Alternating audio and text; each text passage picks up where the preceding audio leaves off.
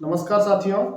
आज हम बात करेंगे 1857 की क्रांति के बारे में। जैसा कि आप जानते हैं कि 1857 की क्रांति हमारे देश के स्वतंत्रता संग्राम का पहला संग्राम है और इसको स्वतंत्रता का पहला संग्राम कह सकते हैं।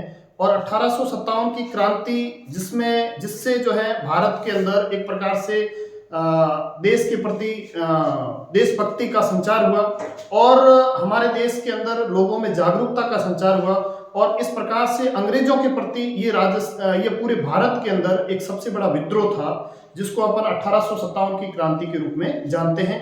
इस अध्याय के अंदर हम बात करेंगे कि 1857 की क्रांति से संबंधित परीक्षा में सवाल किस किस प्रकार के पूछे जाते हैं। विभिन्न आरपीएससी एग्जाम और केंद्रीय स्तर की परीक्षाओं में जो प्रश्न पूछे जाते हैं उनके बारे में हम इस वीडियो लेक्चर के माध्यम से बात करेंगे, तो आप इसको पूरा ध्यान से समझने की कोशिश करेंगे। हमारा विषय है 1857 की क्रांति। जैसा कि आप जानते हैं कि 1857 की क्रांति के होने का प्रमुख कारण क्या थे, इसके बारे में हम देखते हैं कि 1757 के अंदर जो प्लासी का युद्ध हुआ था, उस युद्ध में अंग्रेजों ने बंगाल पर अधिकार कर लिया और बंगाल पर अधिकार करने के बाद में अंग्रेज धीरे धीरे भारत के विभिन्न कोनों में अपना अधिकार जमाते गए और इस प्रकार से 1757 के इस प्लासी के युद्ध के बाद में लगभग 100 साल तक भारतीय जनता ने अंग्रेजों का शासन देखा, जो कि बड़ा ही निर्दयी, अताताई और गरीबों को सताने वाला था। और इस प्रकार से कोई भी देश हो जहां पर एक 100 साल के बाद में उस पर शासन करने वाली जो रूलिंग पार्टी होती है उसका एक मूल्यांकन होता है और उस मूल्यांकन के तौर पर हमारे देश के अंदर एक बहुत बड़ा विद्रोह हुआ जिसको हम 1857 की क्रांति के रूप में जानते हैं। जैसा कि हम बात करते हैं कि इसके कई कारण जो है रहे, ध्यान दीजिए, अगर हम बात करें तो इसके बहुत सारे कारण रहे, जिसमें सामाजिक, इसके अंदर सामाजिक और धार्मिक कारण रहे और इसके अलावा जो है इसके जो है वो सैनिक कारण रहे, सैनिक कारण रहे, आर्थिक कारण रहे, राजनीतिक कारण रहे, राजनीतिक कारण और सबसे महत्वपूर्ण जो है वो रहा तात्कालिक कारण, तात्कालिक कारण। अब इन सब कारणों के बारे में हम बात करें तो सबसे पहले हम बात कर रहे हैं सामाजिक और धार्मिक कारण। सामाजिक धार्मिक कारण का से क्या तात्पर्य है, ये कि अंग्रेज जो है वो भारतीयों को निम्न दर्जे का समझते थे और स्वयं को उच्च दर्जे का, और ये कहते थे कि हम अंग्रेजों को भारतीयों पर शासन करने के लिए पैदा किया गया है। साथ में धार्मिक कारण की बात करें तो धर्म के आधार पर अंग्रेज जो है अपने आप को श्रेष्ठ मानते थे। साथ में अंग्रेजों ने क्या कर दिया, भारत के अंदर ईसाई धर्म का प्रचार प्रसार शुरू कर दिया और ईसाई धर्म के प्रचार के साथ में भारतीयों को कहीं न कहीं लगने लगा कि हमारी सभ्यता और संस्कृति खतरे में है। ईसाई मशीनरी जो है वो विभिन्न स्थानों पर अपने चर्च खोल करके, स्कूल खोल करके भारतीय जनता के अंदर एक प्रकार के पाश्चात्य क्षेत्र की बीज बोने लगे और हिंदू संस्कृति और मुस्लिम संस्कृति को जब खतरे पैदा होने लगे तो जो है वो ये जनता के अंदर इस प्रकार की भावना भड़क उठी। इसके अलावा सामाजिकता में हम देखें तो अंग्रेजों ने उस समय कई जो सामाजिक रीति रिवाज से जुड़ी हुई प्रथाएं थी जिनको बंद किया। जैसे हम देखते हैं कि अंग्रेजों ने सती प्रथा को बंद किया, विधवा विवाह का प्रचलन शुरू किया, बाल विवाह को बंद किया। तो इस प्रकार के ये प्रथाएं जो हैं हमारे भारतीय जनमानस में जुड़ी हुई थी और भारतीय जनता जो है वो इनसे उबर नहीं पा रही थी। हालांकि आज के जमाने में सती प्रथा और बाल विवाह जो है एक अपराध की श्रेणी में आते हैं या ये कहें तो कि कुरीति की श्रेणी में आते हैं, लेकिन उस समय भारतीय जनता के अंदर इनके प्रति जो सामाजिक लगाव था उनको बंद करने से भी भारतीय जनता में रोष व्याप्त हो गया। दूसरा कारण हम सैनिक कारण देखें तो भारतीय सैनिकों के साथ में अंग्रेजों के द्वारा पदोन्नति में भेदभाव किया जाता था, उनके साथ वेतन में भेदभाव किया जाता था। यहाँ तक कि भारतीय जो सैनिक हैं वो 17-18 साल की सेवा के बाद में उसको जो वेतन मिलता था वही वेतन एक यूरोपियन सैनिक को लगते ही मिलता था। यानी कि भारतीय सैनिकों को पदोन्नति के साथ भेदभाव, उनके साथ वेतन में भेदभाव, उनके साथ हर तरीके से जो है वो भेदभाव किया जाता था। दूसरा कारण ये भी था कि अंग्रेजों ने 1856 के बाद में भारतीय सैनिकों के लिए समुद्र पार यात्रा जो है वो शुरू कर दी, जिसको भारतीय जो समुद्र को लांघना अब एक अपमान समझते थे समुद्र का। तो इस प्रकार से भारतीय सैनिकों को इस प्रकार से जबरदस्ती विदेशों में युद्ध के लिए भेजना, वो भी एक कारण था। फिर हम देखें आर्थिक कारण का देखें तो भारतीय जो कुटीर उद्योग थे वो धीरे धीरे जो है नष्ट होने लगे और अंग्रेजों ने जो है औद्योगिक क्रांति के माध्यम से यहाँ पर उत्पादित जो माल होता था उसको ब्रिटेन में ले जा करके उससे उत्पादित वस्तुओं को महंगे दामों पर भारतीय बाजार में बेचने लगे और भारतीय उद्योग धंधे धीरे धीरे खत्म होने लगे। इसी को लेकर के हम देखते हैं कि भारत के अंदर दादा भाई नौरोजी ने इसको लेकर के जो आर्थिक जो निष्कासन है, धन का निष्कासन को लेकर के अपना सिद्धांत दिया था। फिर हम देखें राजनीतिक कारण के अंतर्गत देखें तो ये बहुत महत्वपूर्ण है। इसके अंतर्गत अंग्रेजों ने जो विभिन्न संधियां की वो बहुत महत्वपूर्ण है और इन संधियों की अगर बात करें तो हमारे देश के अंदर अंग्रेजों ने भारतीय शासकों को अपने अधीन लाने के लिए विभिन्न प्रकार की संधियां की। वे संधियां कौन सी थी? एक तो थी सहायक संधि, ध्यान दीजिए बहुत महत्वपूर्ण है, सहायक संधि। इसकी बात करें तो ये अंग्रेज 1798 में लेके आए थे और उस समय भारत के गवर्नर जनरल थे लॉर्ड वेलेजरी। कौन थे? लॉर्ड वेलेजरी, जिन्होंने जो है सहायक संधि प्रथा को जो है वो भारत में लेके आए। इसके तहत क्या होता था कि अंग्रेज ये कहते थे कि भारतीय शासकों को कि आप जो है इस संधि के तहत हमें निश्चित एक राशि देंगे और एक रुपए देंगे और उसके बदले में अंग्रेज जो है उस रियासत की रक्षा करने का दायित्व लेते थे, यानी कि वहां पर अंग्रेजों की सेना होती थी और उस रियासत पर जो भी कोई बाहरी आक्रमण होता था उसकी सुरक्षा की गारंटी होती थी। अब हम देखते हैं कि इसके कारण हमारे यहाँ पर क्रांति कैसे हुई। उसमें ये होता है कि सहायक संधि के नाम पर अंग्रेजों ने लूट मार शुरू कर दी और ये लूट मार शुरू करने के कारण आखिर जो है रियासतों के जो राजा थे वे जनता से बहुत सारा टैक्स लेते थे, कर लेते थे, उससे जनता त्रस्त आ चुकी थी। तो इसमें आपके ये पूछा जाता है कि सहायक संधि जो है ये सर्वप्रथम किसके साथ की गई? ये सहायक संधि जो है वो सर्वप्रथम हैदराबाद के निजाम के साथ की गई। ध्यान दीजिए, हैदराबाद के निजाम के साथ में ये संधि जो सबसे पहले की गई थी, जो कि बहुत महत्वपूर्ण है। उस निजाम का नाम क्या है? आसफ जहां। ध्यान दीजिए, उसका नाम है आसफ जहां। आसफ जहां के साथ में ये संधि की गई, जो कि बहुत महत्वपूर्ण है।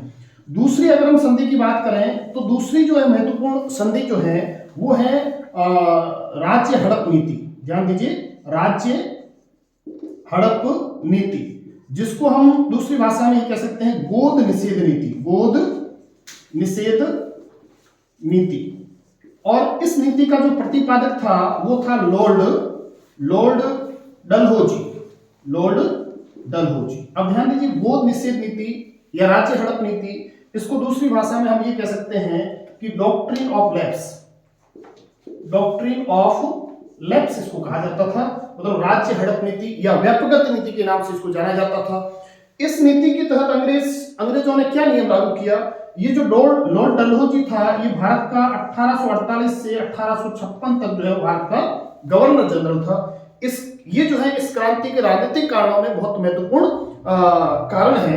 इसका कारण क्या है कि इसने एक नीति बनाई कि कोई भी रियासत का राजा जिसकी रक्त संतान यानी कि उसकी खुद की संतान नहीं है तो उस रियासत को ब्रिटिश साम्राज्य में मिला दिया जाएगा और उसको गोद लेकर के अपना वंश चलाने की अनुमति नहीं होगी और वह जो है गोद लेकर के अपने जो है वो राज्य का उत्तराधिकारी नहीं घोषित कर सकता है। तो इसके विरोध के अंदर भारतीय शासकों ने विरोध शुरू करना किया और इसमें जो है सर्वप्रथम इसका जो शिकार हुई थी वो रियासत थी सतारा। ध्यान दीजिए, सतारा अब वर्तमान महाराष्ट्र के अंदर है, वो इसका शिकार जो है सबसे पहले हुई थी। और ये जो राज्य हड़प नीति है इसके ही दूसरा नाम जो है अवध को अंग्रेजों ने हड़पा था, वो कुशासन का आरोप लगा करके। ध्यान दीजिए, कुशासन के आरोप में अंग्रेजों ने किसको हड़पा था? अवध को हड़पा था। अवध, वाजिद अली शाह वहां के शासक थे, उनको कुशासन का आरोप लगा करके उनकी रियासत को अंग्रेजों ने हड़प लिया था। तो इस प्रकार से हम देखते हैं कि अंग्रेजों ने भारतीय शासकों के साथ में विभिन्न प्रकार की जो संधियां की वो राजनीतिक कारण से बहुत महत्वपूर्ण है। परीक्षा में आपके जो सवाल ये पूछा जाता है, इनमें से बाकी तो आप आराम से कर सकते हैं कि सामाजिक धार्मिक कारण क्या रहे होंगे, सैनिक कारण क्या रहे होंगे। सबसे महत्वपूर्ण राजनीतिक कारण और तात्कालिक कारण माने जाते हैं। राजनीतिक कारण के अंदर ये संधियां हैं और एक और संधि जिसको हम कहते हैं आश्रित प्रार्थक्य की संधि। ध्यान दीजिए, बहुत महत्वपूर्ण है। आश्रित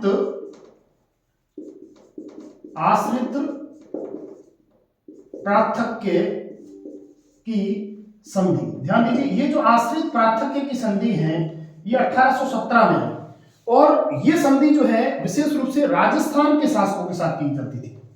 राजस्थान की रियासतों के साथ ये संधि की जाती थी। अब इस संधि की बात करें तो इस संधि को राजस्थान के राजाओं ने इस संधि की शर्तों को स्वीकार किया था, और इस संधि की शर्तों को बात की जाए तो इस संधि की शर्त को सबसे पहले कोटा और करौली रियासत ने स्वीकार किया। राजस्थान के अंदर सबसे पहले इसको जो स्वीकार किसने किया? करौली, और उसके बाद में कोटा ने इसको स्वीकार किया, और राजस्थान ये सर्वप्रथम सबसे पहले, और अंत में इस संधि के तहत जो है वो राजस्थान की सिरोही रियासत जो है वो इस संधि का शिकार हुई थी। करौली रियासत सबसे पहले इसका शिकार होती है, और कोटा रियासत होती है। और इसके अलावा अगर आपके सवाल परीक्षा में ये पूछा है कि अंग्रेजों के अधीन सबसे पहले राजस्थान की कौन सी रियासत आई, अंग्रेजों के अधीन की बात करें तो सबसे पहले अंग्रेजों के अधीन जो है वो हमारी भरतपुर रियासत आती है। भरतपुर जो रियासत है इसने जो है सबसे पहले अंग्रेजों की अधीनता स्वीकार की थी। ध्यान दीजिए, सबसे पहले अंग्रेजों की अधीनता स्वीकार करने वाली रियासत थी भरतपुर। और आश्रित प्रार्थक्य की बात करें तो उस आश्रित प्रार्थक्य की जो संधि है उसको सबसे पहले जो स्वीकार किया था करौली के राजा ने, और फिर कोटा के राजा ने स्वीकार किया, फिर अंत में जो है उसको सिरोही के राजा ने इसको स्वीकार किया था। ये हमारे जो है वो कुछ राजनीतिक कारण जो है रहे होंगे, और इसके साथ में हम बात करते हैं कि राजनीतिक कारण जो है बहुत महत्वपूर्ण भूमिका निभाते हैं, और आगे जाकर के इसका जो सबसे महत्वपूर्ण कारण है उसके बारे में हम बात करेंगे जो कि तात्कालिक कारण है। तो हम बात कर रहे हैं तात्कालिक कारण की। अब आपको पता है कि तात्कालिक कारण जो है वो क्या रहा था, ये कारण रहा था चर्बी वाले कारतूस। ध्यान दीजिए, चर्बी वाले कारतूस, ठीक है। अब ध्यान दीजिए, चर्बी वाले कारतूस क्या है। ध्यान दीजिए, हम बात करें कि अंग्रेजों के द्वारा 1857 की क्रांति से पहले भारतीय सेना के अंदर उनके द्वारा जो हथियार प्रयोग किया जाता था उस हथियार को ब्राउन बेस गन कहा जाता था। ध्यान दीजिए, ब्राउन बेस गन। अब ध्यान दीजिए, ब्राउन बेस गन जो है वो अंग्रेजों के मुताबिक जो है वो पुरानी हो चुकी थी। अब इस ब्राउन बेस गन के स्थान पर अंग्रेज लेके आए एनफील्ड राइफल। क्या लेके आए? Enfield rifle. ध्यान दीजिए, एनफील्ड राइफल जो है वो अंग्रेज लेके आए, और ये जो एनफील्ड राइफल होती थी इसके अंदर जो कारतूस लगता था, आप देखते हो कारतूस इस प्रकार का होता है, ठीक है ना, और इसके ऊपर ये जैसे इसका कवर है, ध्यान दीजिए दोनों तरफ से इसका ये कवर है, ये कवर है और ये कारतूस है।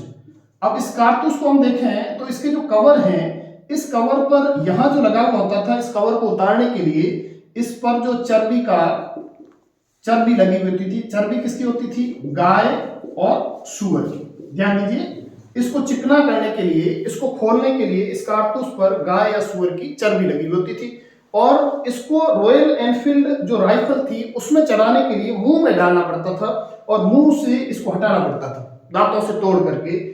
अब भारतीय सैनिकों को जब इस बात का पता चला कि जो चर्बी है वो गाय या सूअर की है, उससे गाय को जो है हिंदू अपना पवित्र मानते हैं और सूअर को मुस्लिम जो अपना जो पवित्र पशु मानते हैं, तो इस प्रकार से इनका जो धर्म भ्रष्ट होने लगा। हिंदुओं को लगने लगा कि गाय की चर्बी हमारे मुंह में डालकर हमारे धर्म भ्रष्ट करने की कोशिश कर रही है अंग्रेजी सरकार, और मुसलमानों को लगा कि सूअर के माध्यम से हमारा जो धर्म भ्रष्ट कर रहे हैं। तो इस प्रकार से ये जो चर्बी वाले कारतूस इसका जो है महत्वपूर्ण कारण बना। और रॉयल ये एनफील्ड राइफल जो है वो 1856 से पहले इसका उपयोग होता था, और 1856 के बाद जो है वो एनफील्ड राइफल का अंग्रेजों ने प्रयोग करना शुरू किया भारतीय सेना के अंदर, जो इसका जो है प्रमुख कारण रहा। अब हम बात करते हैं इसकी जो प्रथम घटना कहाँ घटित हुई। ध्यान दीजिए, इसकी प्रथम घटना जो बहुत महत्वपूर्ण है, और इसकी प्रथम घटना की जो तिथि है वो है आपकी 29 मार्च। ध्यान दीजिए, 29 मार्च 1857 की क्रांति की प्रथम जो घटना है वो है कब की है? 29 मार्च 1857। ये कहां पर घटित होती है? ये घटित होती है 34वीं बंगाल नेटिव इन्फेंट्री बैरकपुर छावनी। ध्यान दीजिए ये कहां पर है, ये बैरकपुर छावनी के अंदर है। और इस घटना को अंजाम देने वाला कौन था, एक सैनिक था जिसका नाम था मंगल पांडे। ध्यान दीजिए मंगल पांडे नाम के सैनिक ने इस घटना को सबसे पहले जो है अंजाम दिया था। क्या घटना है, 29 मार्च 1857 की सुबह मंगल पांडे को जैसे ही पता चला कि अंग्रेज जो है हमारे साथ में धार्मिक रूप से हमें तोड़ना चाहते हैं, हमारा धर्म भ्रष्ट करना चाहते हैं, तो इस मंगल पांडे नामक सैनिक जो कि 34वीं बंगाल नेटिव इन्फेंट्री बैरकपुर छावनी का एक सैनिक था, उसने अपनी राइफल जो है एनफील्ड है उसके अंदर वो चर्बी वाला कारतूस लगा करके, और इसने क्या कर दिया है, अंग्रेज जो थे इसके अधिकारी, अंग्रेज अधिकारी इसके जो दो अधिकारी थे उसमें एक का नाम है जनरल ह्यूटन।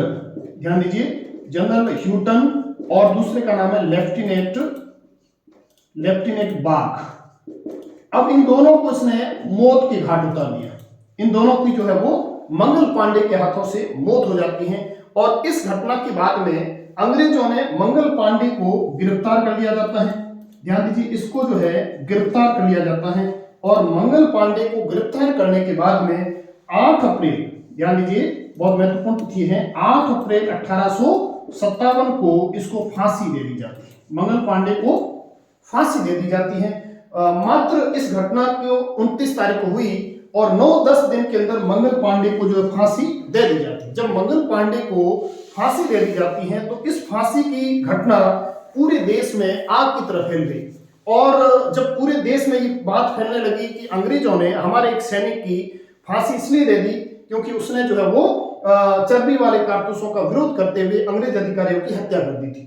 तो इस घटना ने पूरे देश के अंदर विद्रोह का आगाज शुरू कर देते हैं। तो इस घटना के बाद में देश के अंदर क्रांति का माहौल बनता है।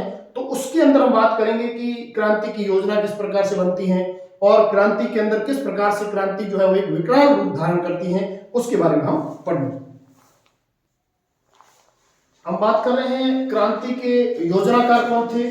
तो इसमें आपके सवाल ये फिक्स सवाल पूछे जाते हैं कि क्रांति के तत्कालिक कारण के बाद में क्रांति की योजनाकार या क्रांति के, ये पूछा जा सकता है कि रणनीतिकार कौन थे।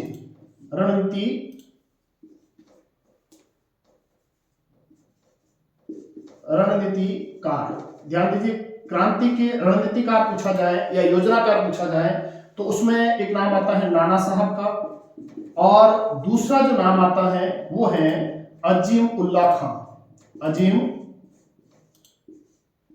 उल्ला खां। अब ध्यान दीजिए नाना साहब जो है वो कानपुर के रहने वाले थे और कानपुर के अंदर क्रांति को आगाज कर रहे थे। अजीम उल्ला खां जो है बिठूर के राजा के सलाहकार थे। और इसके अलावा एक और व्यक्ति आता है जिसका नाम है रंगोजी बापू। ध्यान दीजिए रंगोजी बापू करके व्यक्ति हैं, वो भी क्रांति का योजनाकार माना जाता है। ये सतारा के राजा के सलाहकार थे। तो कुल मिलाकर के क्रांति के योजनाकार की अगर पूछा जाए या क्रांति के रणनीतिकार जो है वो कौन थे, तो उसमें आपको ध्यान रखना है कि 3 व्यक्तियों के नाम आते हैं, रंगोजी बापू, नाना साहब और अजीम उल्ला खां। और इसके बाद में क्रांति का प्रतीक के बारे में पूछा जाए तो क्रांति का प्रतीक क्या था, कमल एवं रोटी। ध्यान दीजिए कमल और रोटी जो है वो क्रांति का प्रतीक था, कमल और रोटी। अब इसके माध्यम से क्या होते थे कि लोगों को कमल का फूल दिया जाता था और वो व्यक्ति उस कमल के फूल को, रोटी को एक स्थान से दूसरे स्थान पर पहुंचाता था। जैसे एक हमारे किसी प्रकार के गेम का आयोजन होता है तो मसाल एक स्थान से दूसरे स्थान पर ले जाई जाती है, उसी प्रकार कमल और रोटी एक गांव से दूसरे गांव पहुंचाने का कार्य किया जाता था। इस कार्य में गांव के जो चौकीदार होते थे वो महत्वपूर्ण भूमिका निभाते थे और जिस गांव में कमल और रोटी पहुंची इसका मतलब उस गांव के अंदर क्रांति की जो है वो सूचना पहुंच चुकी है। इसी प्रकार इन क्रांतिकारियों के बारे में कहा जाता है कि इन्होंने लंदन में बैठकर की क्रांति की योजना बनाई थी। जहां जो भी हो ये क्रांति की योजनाकारों के नाम आपको ध्यान रखने हैं। फिर आपके इसकी जो शुरुआत कब करनी थी, 31 मई 1857 को इसकी जो शुरुआत करने का इनका प्लानिंग था और वास्तव में ये शुरू कब हो जाती है, 10 मई 1857। और ये शुरू कहां से होती है, मेरठ से शुरू हो जाती है। ध्यान दीजिए कहां से शुरू होती है, मेरठ से ये क्रांति जो शुरू हो जाती है। अब इसके बारे में बात करें तो मेरठ के अंदर 20वीं जो है BNI बंगाल नेटिव इन्फेंट्री के सैनिकों ने इस क्रांति का जो है वो क्रांति का आगाज कर लिया था। और क्रांति का आगाज करते हुए मेरठ छावनी पर कब्जा करते हुए ये लोग जो हैं वो 11 मई को, ध्यान दीजिए, ये लोग हैं 11 मई 1857 को दिल्ली पहुंचते हैं। और दिल्ली पहुंच करके क्रांति का नेता किसको घोषित करते हैं? बहादुर शाह जफर। ध्यान दीजिए, बहादुर शाह जफर जो है, जिसको ये क्रांति का नेता घोषित कर देते हैं, जो कि अंतिम मुगल था, अंतिम मुगल सम्राट, अंतिम मुगल सम्राट था। और जो स्वयं भी अंग्रेजों का लाचार था, एक प्रकार से शक्तिहीन व्यक्ति था, बुजुर्ग था, और उसको जो क्रांति का नेता 11 मई को दिल्ली के अंदर घोषित कर दिया जाता है। और क्रांति की हार का भी प्रमुख कारण ये है क्योंकि इसके पास में न तो कोई शक्ति थी, न कोई ताकत थी, न कोई इसके पास में पावर था। और ऐसे पावरलेस आदमी को जब क्रांति का नेता बनाया तो क्रांतिकारियों की हार उस समय तय हो चुकी थी। और एक इन्होंने जो है, जब ये बहादुर शाह को बनाया तो बहादुर शाह ने क्रांति का सेनापति, अपने सेनापति बखत खां को घोषित किया। ध्यान दीजिए, क्रांति का सेनापति अगर पूछा जाए तो कौन था? उस व्यक्ति का नाम था बखत खां। बखत खां जो है वो बहादुर शाह का सेनापति था। अंग्रेजों ने बहादुर शाह को साथ में बाद में क्या करते हैं कि इनको गिरफ्तार कर लेते हैं, और इनको गिरफ्तार करके इनको जो है वो कुतुब मीनार के अंदर कैद कर देते हैं। और कालांतर में अंग्रेज जो है बहादुर शाह जफर को यहां से बर्मा भेज देते हैं, और बर्मा की रंगून जेल के अंदर वहां पर जो बहादुर शाह जफर है वो अंतिम सांस लेते हैं। कहते हैं कि बहादुर शाह जफर है वो एक शायर था और अपनी मातृभूमि से प्रेम करता था। उसकी अंतिम इच्छा थी कि उसको भारत के अंदर उसकी जो है अस्थियां जो उसको दफनाया जाए, लेकिन अंग्रेजों ने उसकी इस बात को भी नहीं सुना, और वो वहीं जो है रंगून के अंदर उसकी मृत्यु हो जाती है।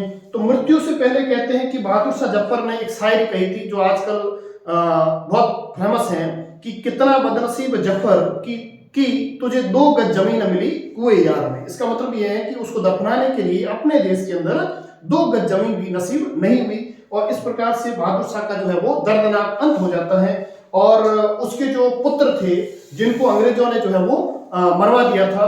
और इस प्रकार से भारत के अंतिम मुगल सम्राट का जो है वो इस 1857 की क्रांति के बाद में पतन हो जाता है और मुगल साम्राज्य भी खत्म हो जाता है।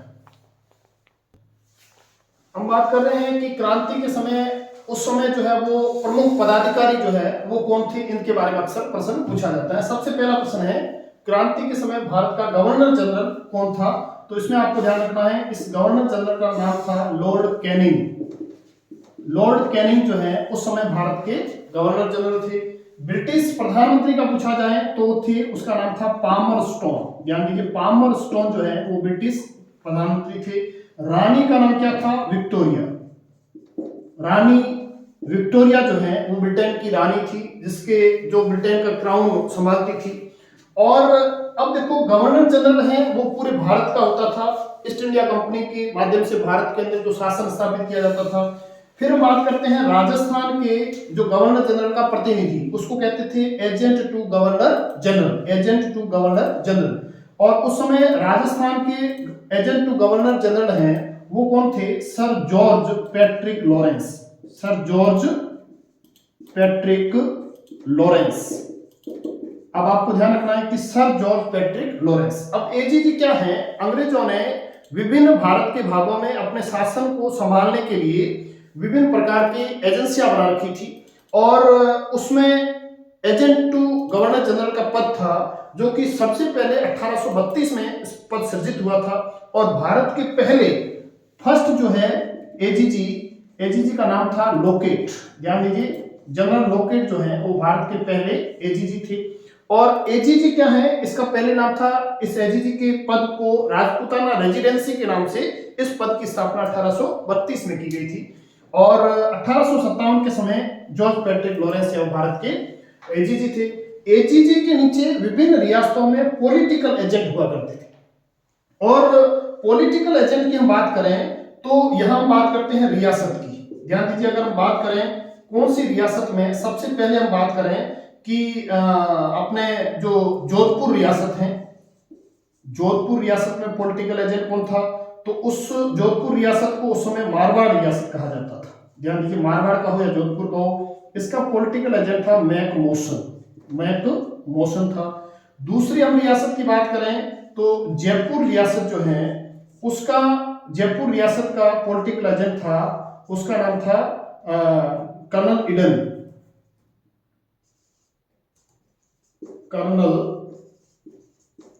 ईडन, ये जो है वो जयपुर का पॉलिटिकल एजेंट था।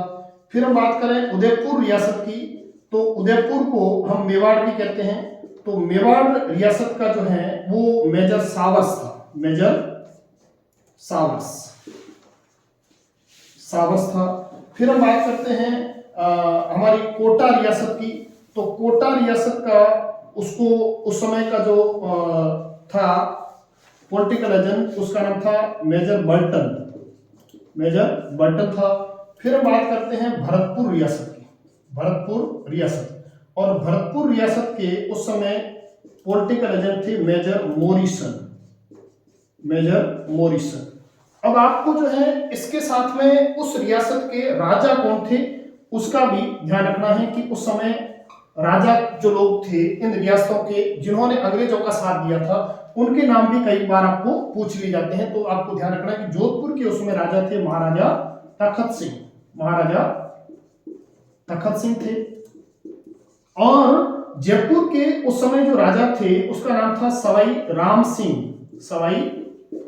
राम सिंह था। और इसके साथ में उदयपुर के महाराजा थे, उनका नाम था महाराणा स्वरूप सिंह जी थे, उदयपुर के महाराणा थे। कोटा के जो राजा थे उनको महाराव कहा जाता था, महाराव राम सिंह सेकंड, इनका नाम था महाराव राम सिंह सेकंड था। और भरतपुर के उस समय महाराजा थे, ध्यान दीजिए, उनका नाम था, भरतपुर के महाराजा का नाम था जसवंत सिंह। अब आपको जो है ये बातें जो है वो 1857 की क्रांति के बारे में महत्वपूर्ण रूप से ध्यान रखनी है कि उस समय भारत के अंदर स्थिति क्या थी और हमारे राजस्थान के अंदर क्या स्थिति थी, इसके बारे में आपको ध्यान रखना है। कि क्रांति के समय प्रमुख पदाधिकारियों के अंदर बात की कि भारत के गवर्नर जनरल लॉर्ड कैनिंग थे। बाद में गवर्नर जनरल का नाम चेंज होकर के 1858 के अंदर वायसराय हो जाता है। ब्रिटिश प्रधानमंत्री पामर स्टोन थे, ब्रिटिश रानी विक्टोरिया थी, और राजस्थान के एजीजी जो गवर्नर जनरल के प्रतिनिधि के रूप में जॉर्ज पैट्रिक लॉरेंस थे। फिर इस पैट्रिक लॉरेंस के नीचे पॉलिटिकल एजेंट हुआ करते थे, उनके अंदर हमने बात की थी कि इस प्रकार से पॉलिटिकल एजेंट। क्रांति के समय राजस्थान के अंदर कुल कितनी छावनियां थी, अक्सर परीक्षा में ये पूछा जाता है। तो देखिए, क्रांति के समय राजस्थान के अंदर 6 छावनियां थी। कितनी थी? 6 छावनियां थी। और इसकी अगर हम बात करें तो 6 छावनियों के नाम आपको जो है वो ये ध्यान रखने हैं कि इसको शॉर्ट में आप याद करने के लिए ऐसे याद कर सकते हैं, ए नन्नी ब्याव देखें, इस प्रकार से आप उसको याद कर सकते हैं। ए से एरिनपुरा, न से नसीराबाद, नी से नीमच, ब्या से ब्यावर, दे से देवली, खे से खेरवाड़ा। मतलब ए नन्नी ब्याव देखे शॉर्ट ट्रिक के माध्यम से आप जो है उसको याद कर सकते हैं। अब अपन बात यहां पर क्या करेंगे कि नसीराबाद छावनी कहां पर है। सबसे पहले आपको ध्यान रखना है कि ये छावनी राजस्थान के अजमेर जिले के अंदर है। नीमच छावनी की बात करें तो नीमच वर्तमान में मध्य प्रदेश के अंदर स्थित है। इसको अपन इसमें क्यों पढ़ते हैं, क्योंकि उस समय नीमच जो है वो मेवाड़ के पॉलिटिकल एजेंट के अधीन आता था, इसलिए अपन उसको राजस्थान के विद्रोह में पढ़ेंगे। देवली हमारे टोंक जिले के अंदर स्थित है वर्तमान में। एरिनपुरा हमारे पाली जिले के अंदर स्थित है, और ब्यावर हमारे अजमेर जिले के अंदर स्थित है। और इसके साथ में हम बात करें खेरवाड़ा की तो ये उदयपुर जिले के अंदर स्थित है। अब आपके परीक्षा में सवाल क्या पूछा जाता है कि इन सैनिक छावनियों में विद्रोह की शुरुआत कब कब हुई। और एक सवाल बहुत महत्वपूर्ण है कि राजस्थान की कितनी छावनियों ने विद्रोह में भाग लिया। तो आपको ध्यान ये रखना है कि विद्रोह में भाग लेने वाली 4 छावनियां थी। 4 कौन सी हैं? नसीराबाद, नीमच, देवली, एरिनपुरा। ध्यान दीजिए, नसीराबाद, नीमच, ये जो 4 छावनियां जो है विद्रोह के अंदर भाग लेती हैं। बाकी जो है छावनियां, ये 2 छावनी जो है जिसमें ब्यावर और खेरवाड़ा, इन्होंने विद्रोह में भाग नहीं लिया, और ये जो 4 हैं इन्होंने जो है विद्रोह के अंदर भाग लिया। ध्यान दीजिए, इसका आपको विशेष रूप से ध्यान रखना है कि विद्रोह के अंदर भाग लिया। और इसमें आपको और क्या ध्यान रखना है कि राजस्थान में सबसे पहले विद्रोह की शुरुआत कहां से हुई? नसीराबाद से हुई। और इसकी तिथि पूछी जाए तो बहुत महत्वपूर्ण है। बाकी की तिथि आपको याद हो ना हो, लेकिन नसीराबाद की तिथि आपको अवश्य याद होनी चाहिए, बिल्कुल याद होनी बहुत जरूरी है। तो ये जो तिथि है इसकी है 28 मई 1857 को।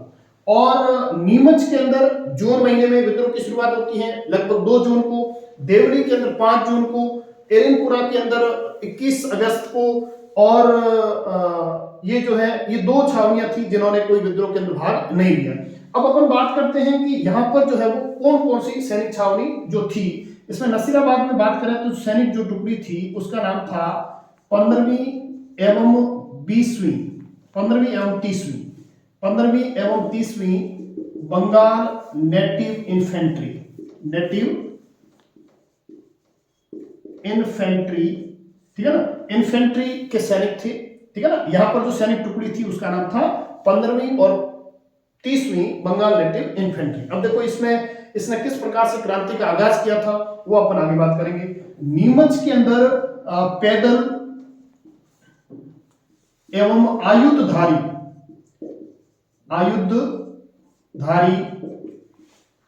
घुड़सवार थे, घुड़सवार, ठीक है ना। या उसको घुड़सवार जो सैनिक होते हैं उसको कैवलरी भी बोला जाता है। इन्फेंट्री का मतलब होता है पैदल सैनिक। ध्यान दीजिए, अगर पूछा जाए तो इन्फेंट्री को और क्या कहते हैं?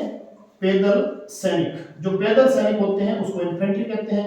घुड़सवार सैनिक होते हैं उसको कैवलरी के नाम से जाना जाता है। फिर हम बात करते हैं देवली के अंदर। देवली के अंदर जो सैनिक टुकड़ी थी उसका नाम था कोटा कॉन्टिजेंटल, कोटा कॉन्टिजेंटल। ध्यान दीजिए, कोटा कॉन्टिजेंटल नाम की सैनिक टुकड़ी जो है देवली में थी। एरिपुरा जो मारवाड़ रियासत का एक सदर मुकाम था, मारवाड़ रियासत का बहुत बड़ा सैनिक अड्डा था, इसको जोधपुर लीजियन कहा जाता था। ध्यान दीजिए, इसका नाम क्या था? जोधपुर लीजियन, जोधपुर लीजियन या जोधपुर लैंगून इसको कहा जाता था। जोधपुर लीजियन या जोधपुर लैंगून इस नाम से इस सैनिक टुकड़ी को जाना जाता था। ब्यावर की बात करें तो ब्यावर के अंदर मेर जाति के सैनिक थे और इस सैनिक टुकड़ी का नाम था मेर पलटन। ध्यान दीजिए, मेर पलटन नाम की एक सैनिक टुकड़ी थी। खेरवाड़ा की बात करें तो यहां पर सैनिक टुकड़ी थी, उसका नाम था मेवाड़ भील कोर, मेवाड़ भील कोर नाम की एक सैनिक टुकड़ी थी जो कि कहां पर स्थित थी? खेरवाड़ा के अंदर स्थित थी। अब हम बात करते हैं इन सैनिक टुकड़ियों के जो विद्रोह की शुरुआत है वो सबसे पहले क्या होती है? एक नसीराबाद के अंदर होती है। और दूसरा जो विद्रोह का केंद्र है वो नीमच था। तीसरा विद्रोह का केंद्र देवली था। चौथा विद्रोह का केंद्र एरनपुरा था। तो कुल मिलाकर के हम देखें तो राजस्थान के अंदर 4 छावनियां थी जिन्होंने जो है विद्रोह के अंदर भाग लिया था। और इसके अलावा जो है विद्रोह के अन्य केंद्र, ध्यान दीजिए, जो आपको जानने बहुत जरूरी है कि राजस्थान के अंदर विद्रोह के अन्य केंद्र कौन से थे। सबसे महत्वपूर्ण केंद्र था आहुआ। आहुआ जो है वो आहुआ जो है हमारे पाली जिले के अंदर स्थित है। और आहुआ के जो ठाकुर थे जिनका नाम था ठाकुर कुशाल सिंह चंपावत। ध्यान दीजिए, ठाकुर कुशाल सिंह चंपावत जिन्होंने 1857 की क्रांति में देशभक्ति दिखाते हुए अंग्रेजों के खिलाफ जो है वो भयंकर युद्ध लड़े थे। बिछोड़ा का युद्ध, चेलावास का युद्ध, आहुआ का युद्ध, आगे जाकर के हम इन विद्रोह के अंदर पढ़ेंगे। तो आहुआ के जो ठाकुर थे इनकी जो कुल देवी है उसका नाम भी कई बार परीक्षा में पूछा जाता है। तो आपको ध्यान रखना है कि इनकी कुल देवी का नाम था सुगाली माता। ध्यान दीजिए, इनकी कुल देवी का नाम क्या है? सुगाली माता। अब ध्यान दीजिए, आपके सवाल परीक्षा में यह भी पूछा जाता है कि सुगाली माता को अन्य किस नाम से जाना जाता है? सुगाली माता को क्रांतिकारियों की देवी के नाम से, ध्यान दीजिए, इसको क्रांतिकारियों की देवी भी कहा जाता है सुगाली माता, जिसके बारे में कहा जाता है कि इसके 10 सिर और 52 हाथ हैं। इस सुगाली माता के बारे में क्या कहा जाता है? इसके 10 सिर हैं और 52 हाथ हैं। या कि सवाल ये पूछा जा सकता है कि किस देवी को 10 सिर और 52 हाथ वाली देवी, या किस से देवी को आहुआ के ठाकुरों की कुल देवी, क्रांतिकारियों की देवी, 1857 की क्रांति की देवी के नाम से जाना जाता है? तो उस देवी का नाम है सुगाली माता।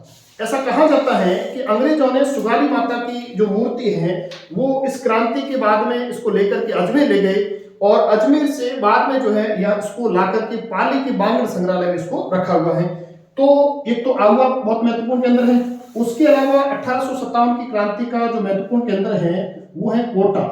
कोटा जो रियासत है इसके अंदर क्रांति ने जो है बहुत विकराल रूप धारण किया था और एकमात्र ऐसा स्थान है जहां पर सुनियोजित तरीके से क्रांति को अंजाम दिया गया था और वहां जो कोटा के महाराज थे उनको बंदी बना लिया गया और कोटा के अंदर मेहराब खान और जयदयाल नाम के जो क्रांतिकारी सैनिकों ने एक क्रांति को आगे बढ़ाने में महत्वपूर्ण भूमिका निभाई थी और कोटा के जो पॉलिटिकल एजेंट थे मेजर बर्टन था, उसका सिर काट करके पूरी कोटा शहर में उसको घुमा गया था और इस प्रकार से कोटा जो है क्रांतिकारियों के अधीन लगभग 6 महीने रहता है। उसके बाद में अंग्रेज पुनः इस पर जो है अधिकार कर लेते हैं। तो इसके माध्यम से हमने क्या क्या बात की है कि 1857 की क्रांति के समय राजस्थान के अंदर 6 छावनियां थी और 6 छावनियों में किस किस प्रकार की पलटन या किस प्रकार के सैनिक थे और अन्य जो प्रमुख केंद्र कौन से थे जिनके बारे में अपन पढ़ेंगे। 6 में से 2 छावनियों ने क्रांति के अंदर भाग नहीं लिया, वो कौन सी हैं? ब्यावर और खेरवाड़ा। बाकी 4 छावनी के सैनिकों ने क्रांति के अंदर बढ़ चढ़ करके भाग लिया और इन 4 छावनी के सैनिकों का, आहुआ का और कोटा के विद्रोह का हम नेक्स्ट अगली क्लास के अंदर विस्तार से बात करेंगे। तब तक के लिए बहुत बहुत धन्यवाद।